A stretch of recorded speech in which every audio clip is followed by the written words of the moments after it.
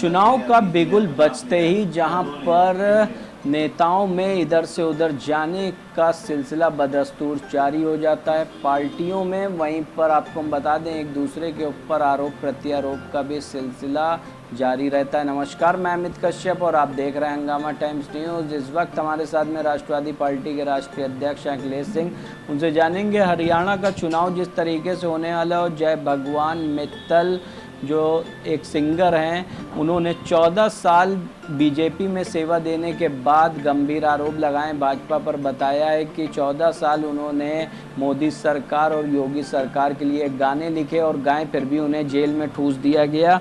और इतना बड़ा आरोप लगाते हुए रणदीप सुरजेवाला कांग्रेस नेता द्वारा उन्हें कांग्रेस की सदस्यता दिलाई गई। 1 अगस्त को उन्होंने भाजपा का दामन छोड़कर कांग्रेस का दामन साध लिया था। तो वहीं पर अखिलेश जी बताइए किस तरीके से देखते हैं इसको, जो हरियाणा में चुनाव होने वाला है और जो सिंगर हैं मित्तल, उन्होंने कांग्रेस का दामन का हाथ पकड़ते हुए एक बड़ा आरोप लगाया भाजपा के ऊपर कि उन्होंने कई गाने भाजपा नेताओं के लिए लिखे और तब भी उनको जेल में ठूस दिया। जी धन्यवाद सबसे पहले आपका।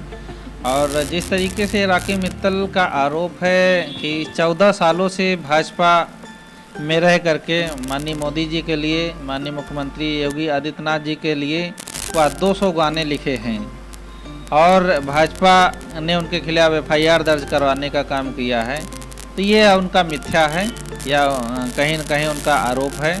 और जब चुनाव आया है तब उन्हें कहीं न कहीं कांग्रेस में अपना ज़्यादा सम्मान दिख रहा होगा, कहीं न कहीं ज़्यादा लाभ दिख रहा होगा। यह चुनाव आने के समय पर ही क्यों पार्टी छोड़ा है उन्होंने, और कहीं न कहीं उनका व्यक्तिगत स्वार्थ है और लाभ है, इसलिए बीजेपी छोड़ करके कांग्रेस में गए हैं राकी मित्तल। और क्योंकि 14 सालों में यदि उनका अगर नुकसान ही हो रहा होता तो इतना लंबा 14 साल ना रहते वो पार्टी में। और यदि पार्टी का कोई भी कार्यकर्ता हो, पार्टी उसके खिलाफ कोई कार्रवाई नहीं कराना चाहेगा। यदि वह स्वयं गलत है तो कानून उसके खिलाफ कार्रवाई करेगी ही। यदि वो गलत होंगे तो कार्रवाई कर रही है। और यह काम प्रशासन का है, प्रशासन अपना काम करता है। और जिस तरीके से उनका आरोप है बीजेपी के ऊपर, वह मिथ्या है और वह उनका व्यक्तिगत लाभ भी है, इसलिए वह कांग्रेस में गए हैं। इससे पहले जो गाने लिखे हैं कहीं न कहीं पार्टी के कार्यकर्ता के रूप में उनका जो कार्य था उन्होंने किया, और पार्टी ने कहीं न कहीं लाभ ही पहुंचाने का काम कार्यकर्ताओं का करती है।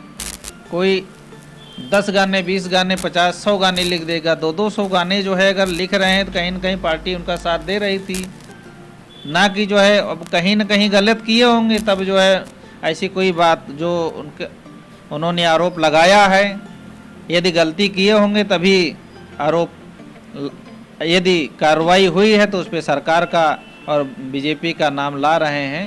यह उनका व्यक्तिगत स्वार्थ है दूसरी पार्टी में जाने के लिए, क्योंकि चुनाव आने वाला है, चुनाव आ गया है और इसलिए वह कांग्रेस में उनको लाभ दिख रहा होगा, इसलिए वह पार्टी छोड़ा है उन्होंने। तो जहाँ पर हरियाणवी जो गायक हैं जय भगवान मित्तल, उन्होंने एक अनोखे अंदाज में राहुल गांधी से माफ़ी भी मांगा है, मेरे भाई मुझसे गलती हो गई। तो इसके ऊपर क्या कहेंगे कि जहां 14 साल भाजपा में सेवा देने के बाद अब अपने अनोखे अंदाज में कहीं ना कहीं कांग्रेस को भी वो साधने की। बिल्कुल, चुनाव आता है तो हर व्यक्ति अपना व्यक्तिगत स्वार्थ देखता है और व्यक्तिगत स्वार्थ के तौर पर यह उनका कहीं न कहीं करीबी मामला बनाने के लिए यह उनकी टिप्पणी है और इस पर मैं नहीं जानना चाहता हूं। और जो भी आरोप हैं उनके बेबुनियाद हैं, और जब कहीं बड़ा लाभ मिलने वाला होता है तो जहां पर जिसको लाभ मिलता रहता है वह खराब दिखने लगता है। तो इसलिए उनका आरोप पूरा निराधार है, ऐसा कुछ नहीं है कि उनके खिलाफ बीजेपी ने उनके खिलाफ FIR दर्ज करवाए हो, ऐसा नहीं है। बहुत बहुत धन्यवाद। ये थे हमारे साथ में अखिलेश सिंह, राष्ट्रवादी पार्टी के राष्ट्रीय अध्यक्ष, जिन्होंने अपनी प्रतिक्रिया दी है हरियाणा के चुनाव से पहले ही, जहां 1 अगस्त को जय भगवान मित्तल हरियाणवी सिंगर ने भाजपा का दामन छोड़ते हुए गंभीर आरोप लगाते हुए कांग्रेस का हाथ थामा। जहां पर आपको हम बता दें कि कांग्रेस के वरिष्ठ नेता रणदीप सुरजेवाला ने उन्हें सदस्यता भी ग्रहण कराई और वहीं पर उन्होंने मंच से एक अनोखे अंदाज में गाना गाते हुए कांग्रेस नेता राहुल गांधी से माफ़ी भी मांगी है कि मेरे भाई मुझसे गलती हो गई है। और वहीं पर अब देखने वाली बात यह है कि जिस तरह से चुनाव आते ही दल बदलू नेताओं का आना जाना पार्टियों में शुरू हो जाता है। अब कहाँ तक के ये किस हद तक के जाता है अभी ये हरियाणा के चुनाव में देखना बाकी। आप देखते रहिए हंगामा टाइम्स न्यूज़। सहयोगी प्रदीप के साथ मैं अमित कश्यप, लखनऊ से।